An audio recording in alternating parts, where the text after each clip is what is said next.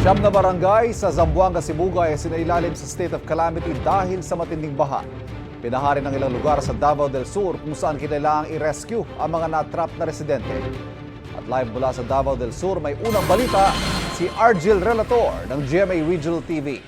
Argel?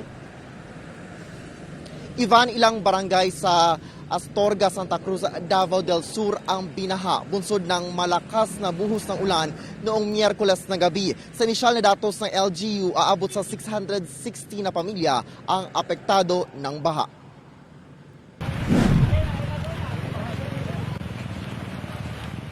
Nagmistulang swimming pool na ang bahaging ito ng northbound lane ng Davao-Cotabato Highway sa Barangay Astorga, Santa Cruz, Davao del Sur nang bumuhos ang malakas na ulan.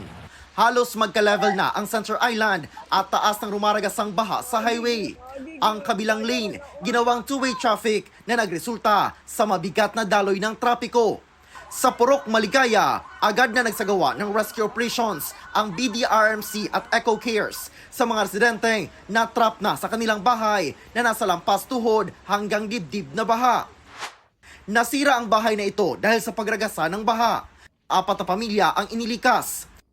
Kinaumagahan sa Sitio Bakutan, tila dagat pa rin ang palibot ng bahay na pamilyang Dupalo dahil hindi pa din humuhupa ang tubig baha. Kinakailangan lumusong sa hanggang bewang na baha ang ilang residente. Sa labas, kalahati na lang ng kanilang mga motorsiklo ang makikita dahil lubog sa baha. Sa loob, nababad na sa baha ang kanilang mga gamit, kagaya na lang ng sofa at lamesa na ito. Lumutang na ang kanilang foam at higaan. Wala na ako nasalbar ang mga gamit na nga tumbag yun, pati ang TV, ang rep, tanong ko ng motor, nakuan sir. Siyempre, ang gisalba na ko sir, ang katong anak na ko po, akong lula, kaya akong lula, di ko katarog lakaw. Magliso siya. Oo, kusog siya sir. Dito siya kakalitar gyud siya sir ba? Nag-aalala din ang caretaker ng fish pond matapos madala na ng baha ang nasa 700,000 na fingerlings na bangus. Pag undang sa ulan, mo'y pagbulog sa baha.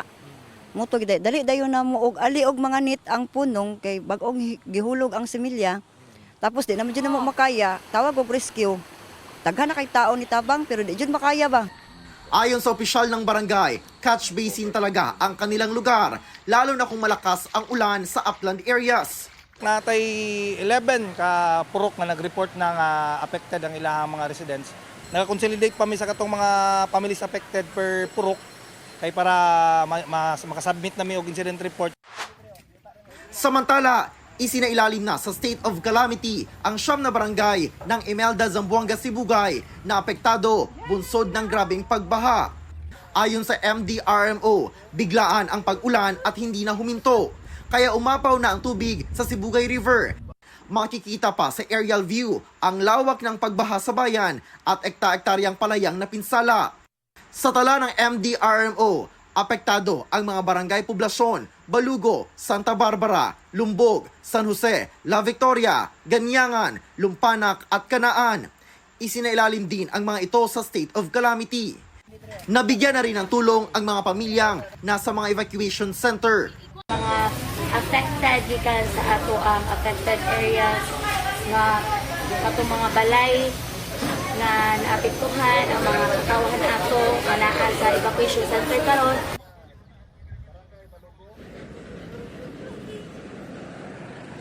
Ivan, humupa na ang baha dito sa Santa Cruz, Davao del Sur. Patuloy naman ang pagsasagawa ng rapid damage assessments and needs analysis upang malaman ang mga pinsala ng baha. Ivan. Maraming salamat, Argel Relator ng GMA Regional TV.